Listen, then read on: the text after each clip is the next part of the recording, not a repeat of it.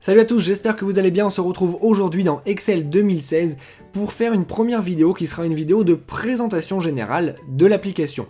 On va voir du coup trois choses différentes dans cette vidéo. On va d'abord voir ce qu'est Excel et à quoi ça sert. On va ensuite voir quels sont les outils disponibles à l'intérieur d'Excel, donc là ce sera vraiment pour être beaucoup plus pratique et beaucoup plus réaliste, pour voir vraiment ce que vous permet réellement de faire Excel. Et on insistera aussi sur les différences entre Excel et les autres applications de tableur, comme par exemple Numbers, qui est aussi disponible sur Mac. Mais on va commencer déjà par voir Excel, ce que c'est et à quoi ça sert. Alors Excel, c'est un tableur, donc ça veut dire que ça va vous permettre de faire des tableaux. Alors vous allez par exemple faire un tableau de manière tout à fait normale, que vous allez compléter vous-même, vous allez donner des noms de titres de colonnes, des noms de titres de lignes, et après ça vous allez compléter votre tableau, soit de manière manuelle, soit à travers différents outils. Mais c'est après ça que Excel devient réellement intéressant, parce que Excel va vous permettre de faire deux choses principales à partir des tableaux que vous avez remplis. D'abord, il va vous permettre de faire des calculs automatiques. Donc ça va vous permettre en fait de vous simplifier la vie et de vous économiser beaucoup de temps, notamment si vous avez énormément de données. Par exemple, si vous avez un tableau où il y a 500 lignes et que sur 500 lignes, eh bien, vous devez faire un calcul, vous allez pouvoir tout simplement entrer une formule mathématique une fois et dire à Excel de la répliquer sur les 500 lignes, ce qui fait que vous n'allez pas avoir à faire vous-même 500 fois le calcul, mais que Excel va le faire pour vous directement et d'un seul coup. Vous allez aussi pouvoir comme ça faire des enchaînements de calculs, ce qui va à nouveau vous permettre de gagner énormément de temps et ça va en fait faire le travail complètement à votre place.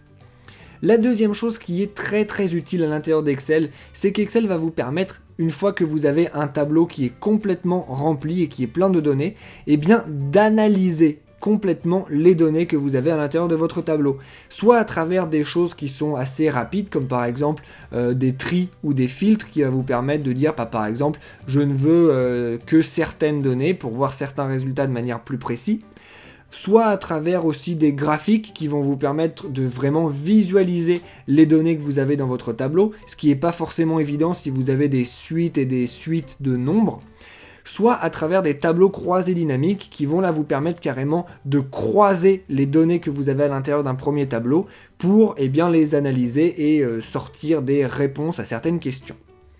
Alors maintenant, de manière beaucoup plus pratique, quels sont les outils qui sont mis à votre disposition pour faire ça à l'intérieur d'Excel ?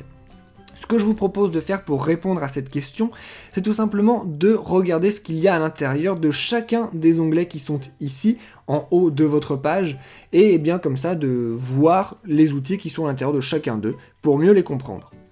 Et on va commencer du coup par l'onglet Accueil, qui va être un onglet très rapide, puisque Accueil vous permet tout simplement en fait de faire une seule chose principale, qui est de personnaliser l'apparence de chacune des cases du tableau que vous allez avoir.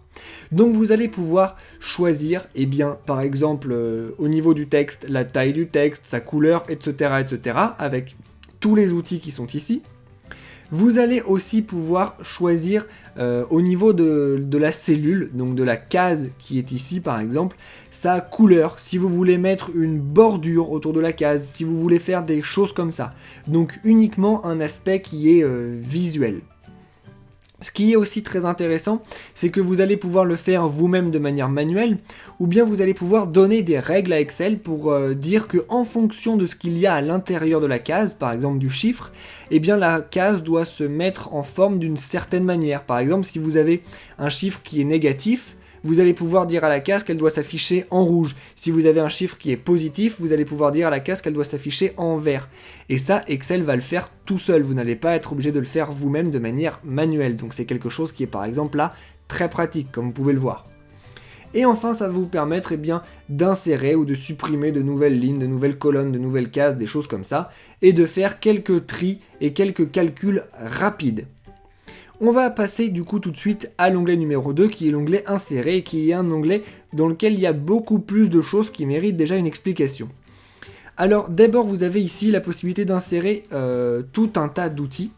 Le premier outil que vous pouvez insérer, c'est un tableau croisé dynamique. Alors les tableaux croisés dynamiques, comme j'ai dit tout à l'heure, ce sont des outils qui vont vous permettre de prendre toutes les données que vous avez à l'intérieur d'un premier tableau, de créer à partir de ces données un deuxième tableau qui va vous permettre en fait d'analyser ou de croiser les données que vous avez dans le premier pour en sortir certaines réponses de manière beaucoup plus simple et beaucoup plus facile. Alors c'est quelque chose qui est pas forcément évident à maîtriser, bien que ce soit pas non plus très difficile, et on fera d'ailleurs une vidéo qui sera dédiée au tableau croisé dynamique pour vraiment expliquer dans le détail ce que c'est. On peut aussi insérer un tableau, alors là c'est quelque chose qui va certainement surprendre pas mal d'entre vous. Pourquoi insérer un tableau dans quelque chose qui ressemble déjà pas mal à un tableau? Eh bien ça aussi on fera une vidéo qui sera dédiée, mais vous voyez du coup qu'ici on peut insérer un tableau. On peut après insérer tout un tas d'autres choses, par exemple des images, des formes, des smart art. Alors les smart art ce sont simplement des petits schémas. On va ouvrir par exemple l'outil liste et vous voyez qu'on a ici tout un tas de petits schémas qui peuvent nous permettre d'expliquer simplement certaines choses. Après ça, on peut naturellement insérer des graphiques à partir des données qu'on a dans certains tableaux, ce qui va nous permettre de beaucoup mieux visualiser les données de notre tableau. Et on peut insérer tout un tas d'autres choses qui sont des choses un petit peu plus anecdotiques, comme par exemple des équations, des symboles, des choses comme ça. On va du coup passer à mise en page et on va voir ce qu'il y a à l'intérieur de l'onglet mise en page. Alors mise en page, et bien comme son nom l'indique, ça va tout simplement vous permettre de personnaliser la mise en page de votre feuille. Ça va être notamment très utile lorsque vous allez vouloir imprimer votre tableau ou des choses comme ça. C'est quelque chose dont on va pas vraiment énormément se servir. On va après ça regarder formule. Là c'est quelque chose qui va être beaucoup plus utile à l'intérieur d'Excel 2016 puisque comme je vous l'ai dit au début, eh bien vous pouvez créer tout un tas de formules. Donc soit des formules mathématiques que vous rentrez vous-même en mettant vos plus, vos moins, vos multipliés, etc. Soit des formules beaucoup plus précises qui sont résumées ici et qui sont d'ailleurs comme vous le voyez divisées en catégories. Si par exemple vous avez des formules qui concernent de l'argent, et bien dans finance vous avez comme ça tout un tas de formules, comme vous pouvez le voir qui sont déjà entrées.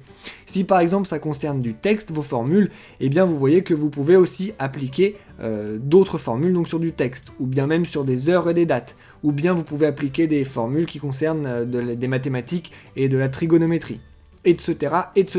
Donc là c'est vraiment une aide en fait pour créer vos formules de manière rapide. Et puis après, eh bien, vous avez d'autres choses à l'intérieur de ce tableau qui vont à nouveau toujours concerner les formules. Par exemple, vous allez pouvoir avoir un mode de calcul, une petite calculatrice. Vous allez également pouvoir voir rapidement quels sont les liens entre les différents calculs que vous avez.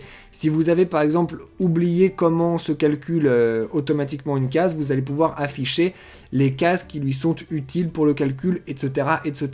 C'est peut-être un petit peu confus comme ça pour vous encore, mais souvenez-vous simplement que dans l'onglet formule, eh bien vous avez en fait des aides qui vont vous permettre à définir vos calculs beaucoup plus simplement.